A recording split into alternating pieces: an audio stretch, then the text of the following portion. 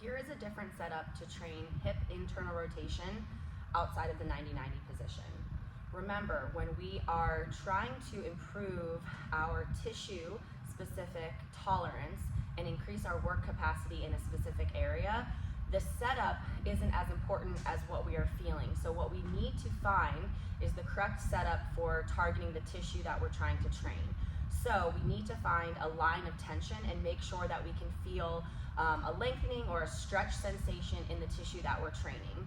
So what we're going to do is we're going to use a bench on set at the incline position, and we're going to take, this is my outside leg, and I'm going to put it into relative internal rotation to my pelvis. Now, I feel already kind of a stretch in my inside thigh tissue, and so I know that by feeling that tissue, I can target that tissue, I can send intensity to that area.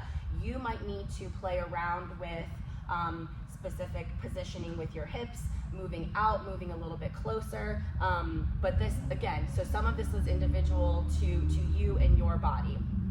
So what we're going to do is, utilizing the PAILS and rails protocol, is I want to be in this passive stretch position, training the progressive tissue, the inside tissue on my inner thigh. This is going to be high hamstring, this is going to be adductor, abductor stuff.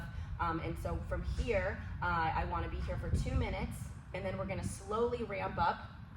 I like to do a 2-minute passive position and then 1 minute. And so what we're going to do here is thinking about, this is your femur, okay? So it's inserting up here into my pelvis, that's my knee. So my knee and my pelvis are bookends, and I want to think about rotating that femur over in my hip socket, okay? So this is an intention. I'm trying to get daylight underneath that foot there, right? And it's not going to move very much, probably, depending on your own individual capacity.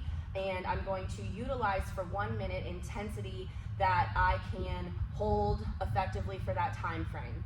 And once I'm done with that minute of effort, I'm going to try to use my opposite side, and we're not going to rotate away, we're not going to go into external rotation, but I'm going to switch from lengthening and rotating this over to contracting and squeezing the outside of this to try to pull the leg open and away. So I'm contracting this stuff, I'm contracting this stuff. It feels different, but I'm still working at that intensity that I can maintain for 1 minute.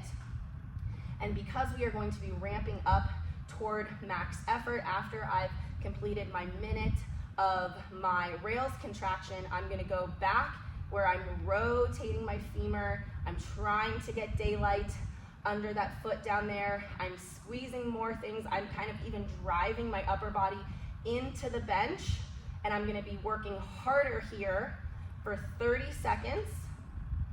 And then similarly, I'm going to do my rails contraction, where now I'm trying to pull the leg away.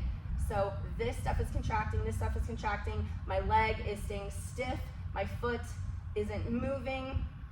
30 seconds there, and then I'm going to go back to my original position where I'm rotating hard that femur, and this is going to be a max effort bout, which everybody will hold for 7 to 10 seconds. And you're going to do, there could be shaking, there could be some neurological stuff that happens, pins and needles, that's safe.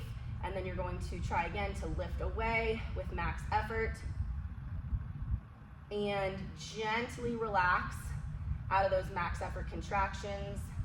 Kind of get yourself out of the position however you would like to. And then I always recommend doing a set of cars immediately following your PAILS and rails protocol. So finding a setup where you can feel tension in the tissue that you're trying to train, passive stretch for 2 minutes, moderate effort for 1 minute, moderate to heavy effort for 30 seconds, and then max effort for 7 to 10 seconds, and then gently get out of that, followed by cars.